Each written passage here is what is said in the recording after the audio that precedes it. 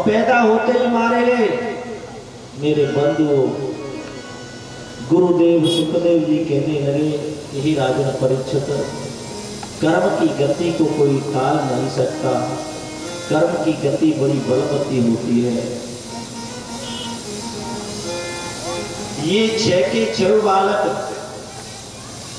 स्वयं भुव मनवंतर में मरीच ऋषि के पुत्र थे। जीव के 3 कर्म होते हैं, प्रारब्ध कर्म, संचित कर्म और म्रियमाण कर्म। प्रारब्ध कर्म वो होते हैं जो कर्म हमने पिछले जन्म में किए, और संचित कर्म वो होते हैं कि जन्म से लेकर के अब तक हमने जितने भी कर्म इकट्ठे किए हैं वो संचित कर्म है। म्रियमाण कर्म वो होते हैं कि अब से लेके जब तक हमारी मृत्यु होगी तब तक जिन कर्मों को हम करेंगे वो म्रियमाण कर्म कहलाते हैं। जीव को समय के अनुसार तीनों कर्मों का फल भोगना पड़ता है, चाहे बुरा हो चाहे भला हो।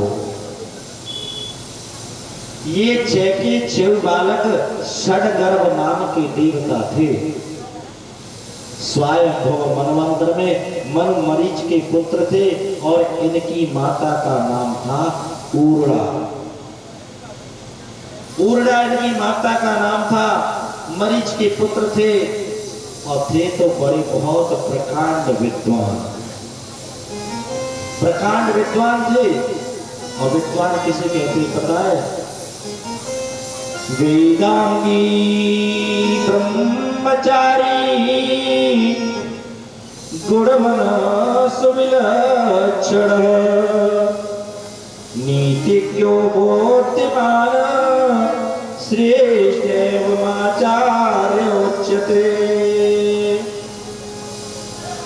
वेद को जानने वाला, वेदांगी, वेद के प्रत्येक अंग को जानने वाला, ब्रह्मचारी, ब्रह्मचर्य का पालन करने वाला, गुणवान, जिसके अंदर गुणों की ध्यान हो, सुविलक्षण, अच्छे लक्षणों से युक्त हो, नीतिज्ञ, नीति की हमेशा बात करता हो, नीति करता हो, और श्रेष्ठ, जिसके अंदर श्रेष्ठता हो, वह विद्वान होता है।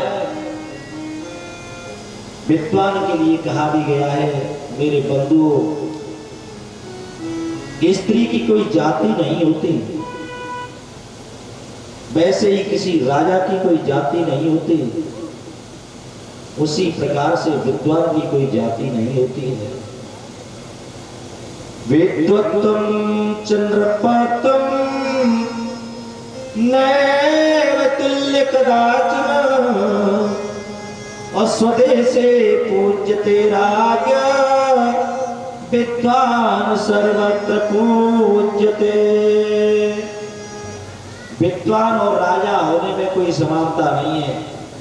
विद्वान, राजा या प्रधान हमारे गांव में ही, हमारे देश में ही पूजा जाएगा, लेकिन विद्वान ने जहां अपनी विद्वता फैला दी हर जगह पूजा जाएगा। ज्ञान की पूजा होती है। विद्वत्वं च नृपत्वं नैव तुल्य कदाचन स्वदेशे पूज्यते राग विद्वान सर्वत्र पूज्यते। अरे राजा तो केवल अपने ही देश में पूजा जाता है, लेकिन विद्वान पुरुष हर जगह पूजा जाता है। ये प्रकांड विद्वान है, बहुत बड़ा ज्ञान है। एक समय की बात है कि ब्रह्मा जी की सभा इकट्ठी थी, बहुत बड़ी सभा है। ब्रह्मा जी की सभा में सभी देवता विराजमान हैं।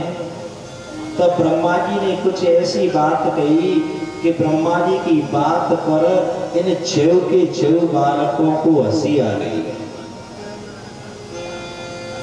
6 षडगर्भ नाम के देवों को हंसी आ गई। तो ब्रह्मा जी कुछ संत कह गए, अरे बड़ी सभा में इन्होंने मेरी हंसी उड़ाई है, मेरी बात पर हंसे हैं। तो ब्रह्मा जी क्रोध में आ गए हैं, और क्रोध में आकर के ब्रह्मा जी ने इनको साप दे दिया है कि तुम ब्रह्म लोक में रहने के योग्य नहीं हो और तुम पृथ्वी पर जाकर के दैत्य लोक में रहो, दैत्यों की योनि में जन्म धारण करो। जैसे ही मेरे भगवत प्रेमी ब्रह्मा जी ने साप दिया तो दूसरे जन्म में ये कालनेमी दैत्य के पुत्र हुए, कालनेमी के पुत्र हुए। और जब तीसरा जन्म हुआ तो तीसरे जन्म में ये हिरण्यकश्यपु के पुत्र हुए, हिरण्यकश्यपु के पुत्र हुए। अब इन्हें पहले जन्म की सारी बातें याद हैं और साप के कारण भयभीत होकर के और सावधानी से तपस्या करने लगे कि अब हम कुछ ऐसा नहीं करेंगे कि हमारा प्रारब्ध फिर से लग जाए, फिर से हमें कर्म की गति भोगनी पड़े। सावधानी से होकर के तपस्या करने लगे। आज ब्रह्मा जी की तपस्या की तो ब्रह्मा जी से तपस्या से प्रसन्न हुए और ब्रह्मा जी ने प्रसन्न होकर के इनको 6 देवताओं को, षडगर्भ नाम के देवताओं को वरदान दिया और वरदान मांगा कि हमें कोई मार नहीं सके।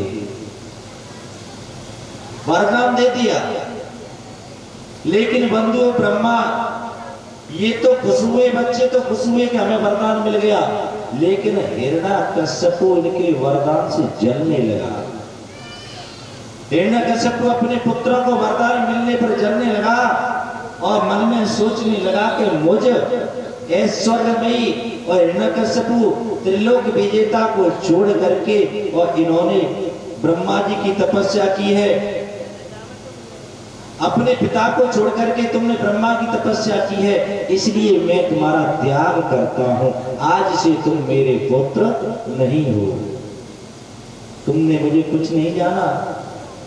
और हिरण्यकश्यपु ने इन्हें साप दे दिया, अरे पुत्रों तुम पाताल में जाओ और नींद के वशीभूत हो जाओ, पाताल में जाकर के सो जाओ, नींद के बस में होकर के, और वर्षों तक तुम पड़े रहो, सोते रहो। इसके बाद में जब अनु ने विनय किया कि हे पिताजी आपने हमें ऐसा साप क्यों दिया, आप हमारे साप का अवतार कीजिए, तो नींद मेरे भगवत प्रेमियों उन्होंने कहा कि बारी बारी से तुम्हें देवकी के गर्भ से जन्म लेना पड़ेगा, बारी बारी से तुम्हें देवकी के गर्भ से जन्म लेना पड़ेगा। और उस समय तुम्हारा पिता कालनेमी कंस के नाम से प्रसिद्ध होगा और उसी के हाथों से तुम्हारा उद्धार हो जाएगा। सुखदेव जी महाराज कहने लगे कि राजा परीक्षित, कर्म की गति को तो झेलना पड़ता है। कर्म गति तारे नाही टरी रे कर